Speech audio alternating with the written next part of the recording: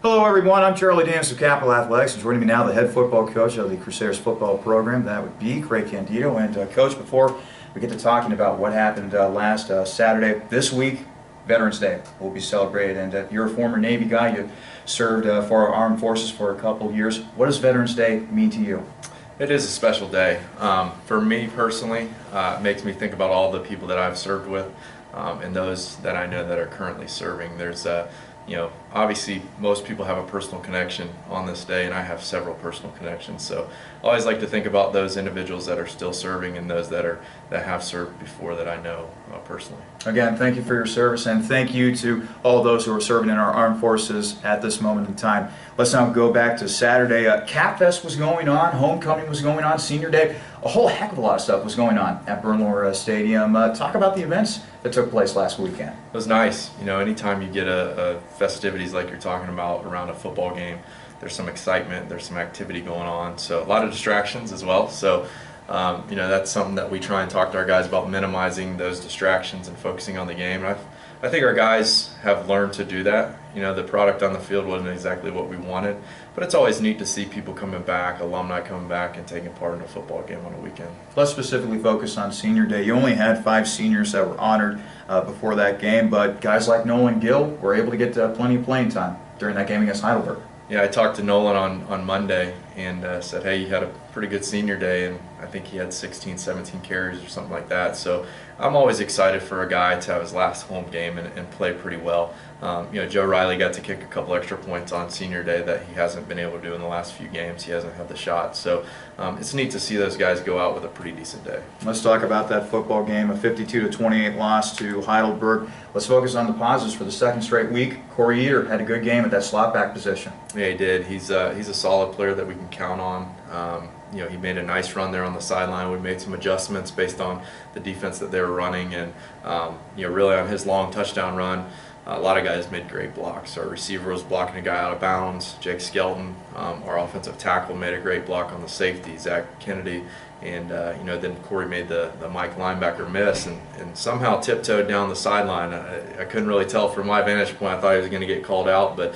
watching on film, he definitely stayed in. And Corey's a guy that we're going to be able to count on in the future to be one of these leaders on our team. Another thing to look at on offense, it was another tough day for freshman quarterback Nick Iskey, and then late in the ball game, you decided to go with Zach Sheridan, a quarterback. He had a rushing touchdown and a passing touchdown in limited time. He actually looked pretty good. He did. Yeah, Zach's the guy that's developed over the year.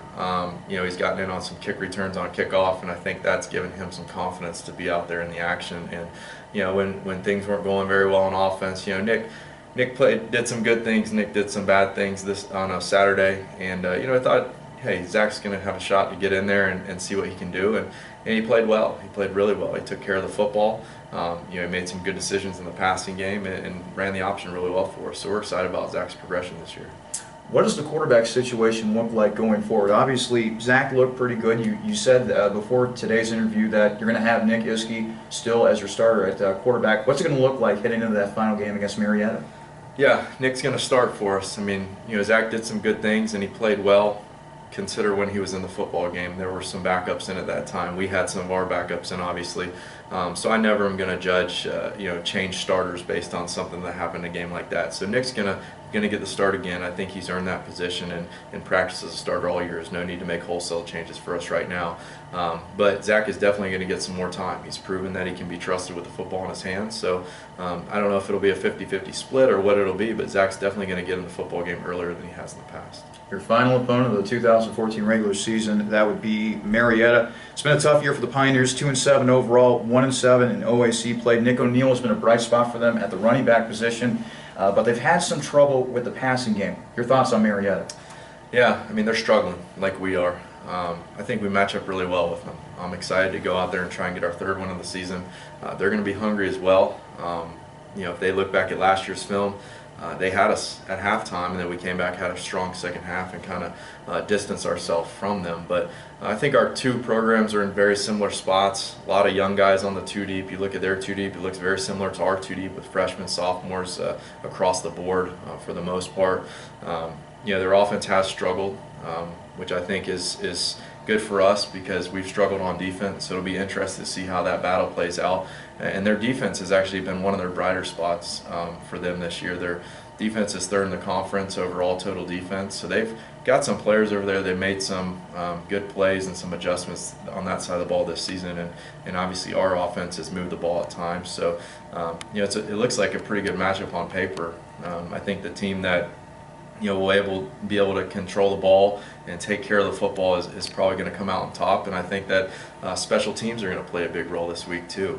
I think we have some advantage in the special teams game, and hopefully our players can capitalize on those on Saturday to give us some of that extra momentum that we need. How huge would it to not only snap the losing streak, get a win, but also getting a win going into the offseason? Oh, it's huge. I mean, the last 2 years we've lost 7 in a row during the season, both years. So 7 losses in a row is a tough stretch to go through.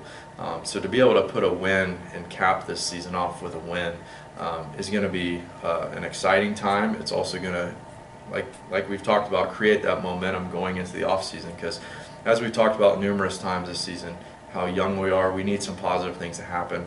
A win will propel us into that offseason because we've got a lot of those freshmen that need to have just as good of an offseason as they can, because we need development in the weight room, running, and all those things, and our team needs to develop physically as well as mentally. So that win, I think, will give us that positive impact to go into that offseason. Well, hopefully you can end 2014 on a positive note. Good luck against Marietta. Thanks, Charlie. That was head coach Craig Candeto. They will be taking on the Marietta Pioneers to end the 2014 regular season. For Capital Athletics, I'm Charlie Danis. We'll see you next time.